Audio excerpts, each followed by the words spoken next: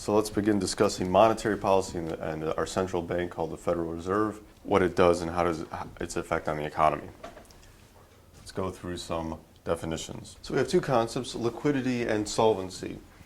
One is liquid when your short-term assets are greater than your short-term liabilities. We would say that you're liquid. That's the scenario where you have cash or you have checkable deposits in the bank account and you're able to pay all your employees this week. Illiquid is where your short-term assets are less than your short-term liabilities. So the scenario where you don't have checkable deposits or you don't have cash to pay your employees. That's where you'd be illiquid. The solvency, though, is a different question. Solvency is total assets greater than total liability. We would say you're solvent. Insolvent is where your assets are less than your liabilities. And so you can have a scenario where you're illiquid but solvent. That is, you don't have cash on hand, but you have lots of other non-liquid assets, say buildings and things like that. So the typical way when we talk about money is, of course, is a common medium of exchange. We have different measures of money.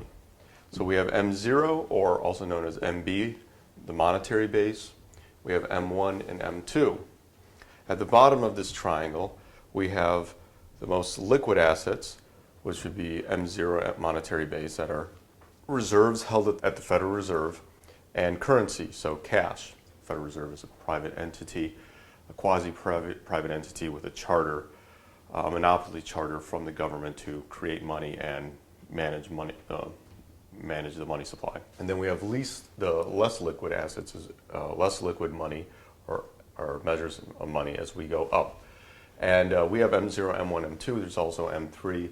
And there's a whole discussion above M2 on what constitutes as money. M0 at monetary base, those are reserves held at the Federal Reserve and currency. M1 is currency plus checkable deposits. That is the money you have in your checking account. And then we have M2, which is M1 plus savings plus money market assets plus small time deposits like certificates of deposits or CDs.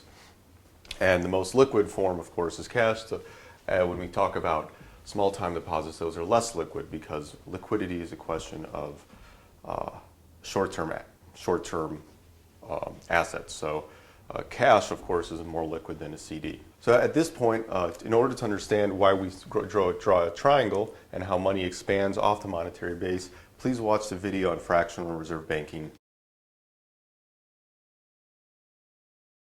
There are four methods that the Federal Reserve uses to control the money supply and promote stability.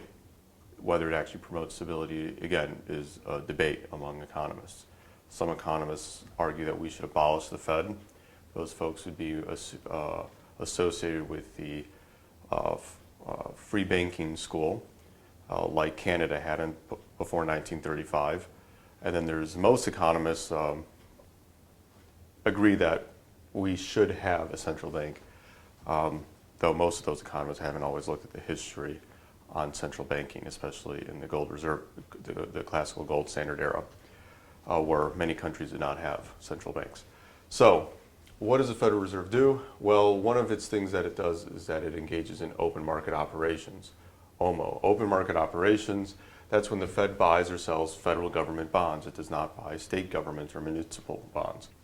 When the Federal Reserve buys government bonds, we call that QE, or quantitative easing, and that increases the money supply. Quantitative tightening, that's when the Fed sells government bonds, and that decreases the money supply. So why does the Fed buying government bonds increase the money supply? Well, that's a scenario where the Federal Reserve buys government bonds, i.e. treasuries, from banks.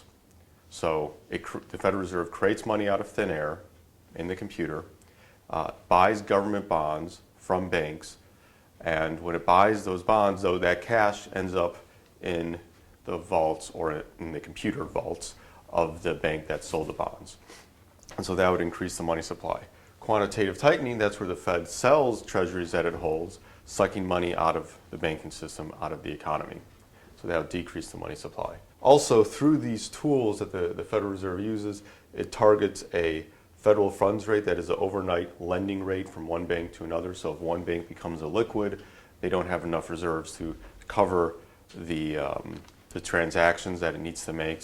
There's an overnight lending rate, there's a market between banks to loan to each other short term, to make short term loans, and that's what we see as a federal funds rate. That's that interest rate that comes out of the federal funds rate is that indicator on the, I guess, health of that market. And so federal funds rate has a target it's trying to achieve. That target changes, although generally if we see very high interest rates in the overnight lending market, that would mean that we are probably dealing with some type of crisis, meaning that banks aren't willing to lend to each other unless they're given a high interest rate because they believe there's so much risk or uncertainty among banks. Perhaps there's a question of solvency. Remember, liquidity, a bank can be illiquid. You want to give a loan to a bank that's illiquid because you're going to make money. They're solvent. So if they're illiquid and solvent, make the loan. If they're insolvent, don't make the loan. Never make a loan to an insolvent institution. You will not get your money back. The Federal Reserve is a lender of last resort. A lender of last resort is when no bank is willing to make a loan to each other. The Federal Reserve makes those loans to banks. So in times of high uncertainty or in times of where it seems a much more risky climate, usually, although uncertainty is a more proper term for this, and you're seeing a spike in the overnight lending rate, banks aren't willing to lend to each other, then the Federal Reserve will make loans out to banks, which means that it creates money out of thin air and loans to those banks in an attempt to stabilize the banking sector. Of course, there are problems with being a lender of last resort in that if you make bad choices, you make loans to banks that perhaps shouldn't exist in the first place, you will allow these bad institutions to survive. We call that moral hazard. We'll talk about that later. Okay, so these are the next tools of the Fed. We have the discount rate, which is the interest rate banks pay when they borrow from the Fed. So when the bank is acting as a lender of last resort, it lends out to banks. That's banks are borrowing from the Federal Reserve, and there's an interest rate on those funds that are created out of thin air and then lent to banks.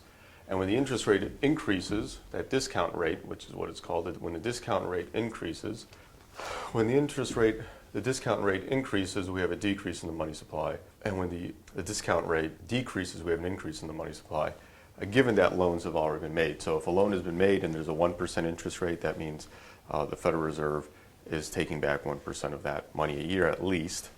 If there's a much higher interest rate, then it's taking more money back. And also, if you have a loan with a higher interest rate, there's more of an incentive to pay off that loan faster than with a low interest rate. If you had got a loan with a 0% interest rate, you probably wouldn't. You'd be paid back very slowly, very, very slowly, especially if we're in an inflationary environment where the debt itself is becoming worth less. If you have a very high interest rate, you're going to want to pay that off very quickly because interest rates compound. And so through that mechanism, the Federal Reserve can control the money supply.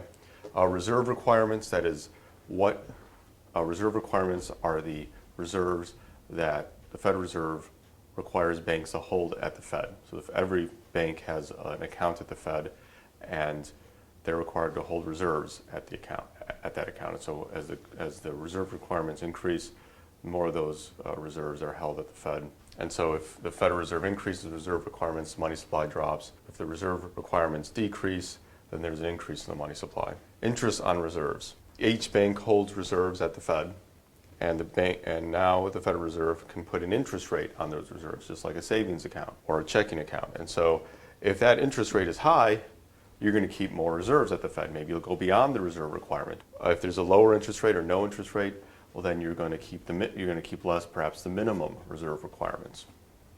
And the purpose of the reserve requirements is to promote liquidity in the banking sector. There is a problem. There's a kind of a paradox here, where if the reserve requirement's 10% for all banks, and you do hit a point where you actually need to take those reserves to stay liquid, you can't go below 10, but you need to go below 10 to become liquid. So there's a little bit of a strange scenario there regarding the usefulness of reserve requirements. Some countries don't have reserve requirements anymore. They'll have capital leverage ratios, things like that. Canada, they don't have a reserve requirement. Rather, the Central Bank of Canada tries to control the amount banks leverage, and so they watch the capital accounts of those banks. Leverage means debt. So they're trying to control the amount of debt that banks take on. That's the central bank. That's how Canada has been trying to deal with moral hazard risk and trying to promote a healthy banking sector. We tend to concentrate more on reserve requirements.